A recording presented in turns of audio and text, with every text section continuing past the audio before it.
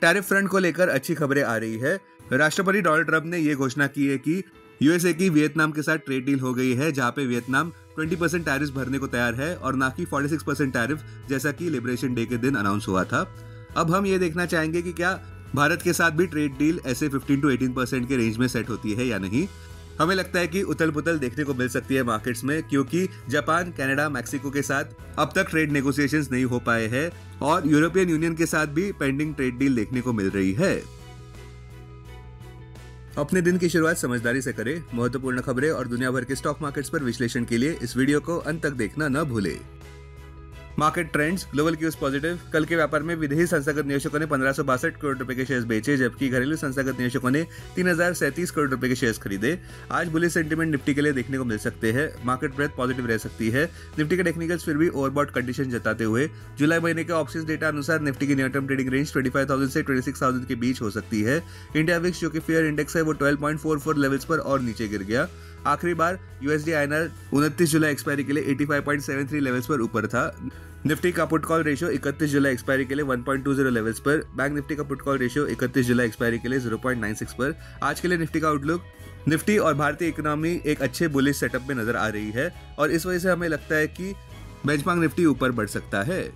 अब आज की थीम पर ध्यान देते हैं। गिफ्ट निफ्टी एक थोड़े पॉजिटिव शुरुआत की और हमारे स्टॉक मार्केट्स के लिए इशारा कर रहा है, किंतु डिटेल में जाने से पहले कृपया ध्यान दें कि वॉल स्ट्रीट गुरुवार को 1 PM ईस्टर्न टाइम अनुसार जल्दी बंद होगा, उनके इंडिपेंडेंस डे के चलते। सबसे बड़ी ट्रेडिंग थीम इस बात के इर्द गिर्द घूमती है कि ट्रम्प के टैरिफ्स क्या डेडलाइन को मीट करेंगे या नहीं। बड़ी खबर ये आ रही है इस गुरुवार की सुबह की ट्रम्प एडमिनिस्ट्रेशन ने कहा है कि वियतनाम ने 20% टैरिफ्स के लिए एग्री किया है उन गुड्स पर जो वे यूएसए में एक्सपोर्ट करेंगे। हम ये देखना चाहेंगे कि क्या यूएसए और इंडिया के बीच भी ऐसी कोई डील होती है, यानी कि 15 to 18% के रेंज में टैरिफ सेट होते हैं या नहीं। हमारे कॉल ऑफ द डे अनुसार हम ये देखना चाहेंगे कि वो कौन सा एक ट्रिगर है जो निफ्टी को अपने ऑल टाइम हाई 26,277.35 मार्क के ऊपर जाने में मदद कर सके।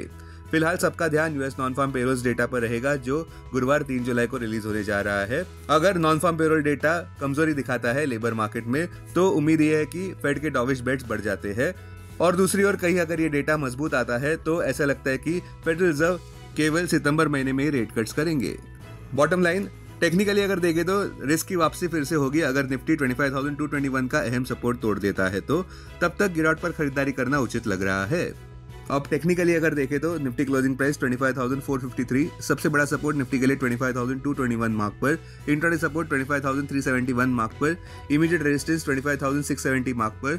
आज की ट्रेडिंग रेंज 25,300 से 25,700 के बीच हो सकती है। Bias positive. Bank Nifty closing price 56,999, bank Nifty के लिए सबसे बड़ा इंट्राडे सपोर्ट 56,100 मार्क पर, बैंक निफ्टी के लिए सबसे बड़ा रेजिस्टेंस 57,750 मार्क पर।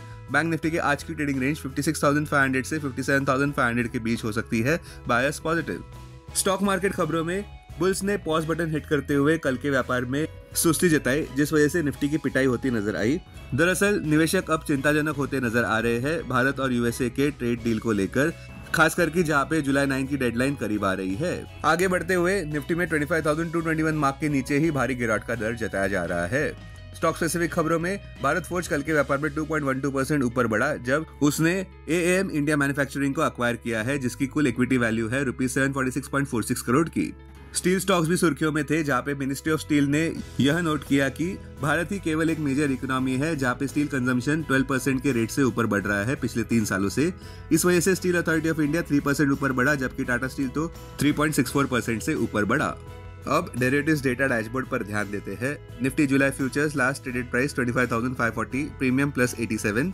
Put call open interest ratio Nifty 31 जुलाई एक्सपायरी के लिए 1.20 पर, बैंक निफ्टी 31 जुलाई एक्सपायरी के लिए 0.74 पर, maximum call open interest Nifty के लिए 26,000 स्ट्राइक प्राइस पर और उसके बाद 25,500 स्ट्राइक प्राइस पर, बैंक निफ्टी के लिए maximum call open interest 56,000 strike price पर, maximum put open interest Nifty के लिए 25,000 और उसके बाद 24,500 स्ट्राइक प्राइस पर, बैंक निफ्टी के लिए maximum put open interest 56,000 strike price पर। Futures one day highest open interest change पर ध्यान देते हैं। लॉन्ग बिल्डअप में Tata Steel, Biocon, Asian Paints, Nykaa, National Aluminium. Short covering में Tech Mahindra, Colpal, Maruti, Dixon. Short buildup में Bajaj Finserv, Godrej Properties, Prestige, Phoenix Limited. Long unwinding में HDFC Life, IndiGo, Muthoot Finance. आज stock जो एफएनओ बैंड में है वो है आरबीएल बैंक। अब BSE डेरिवेटिव्स डेटा डैशबोर्ड पर ध्यान देते हैं। सेंसेक्स जुलाई futures last traded price 83,978, premium plus 568। Put call open interest ratio Sensex 29 जुलाई एक्सपायरी के लिए 1.08 पर, बैंकेक्स 29 जुलाई एक्सपायरी के लिए 1.43 पर। Maximum call open interest Sensex के लिए 85,000 स्ट्राइक प्राइस पर, बैंकेक्स के लिए 64,000 स्ट्राइक प्राइस पर।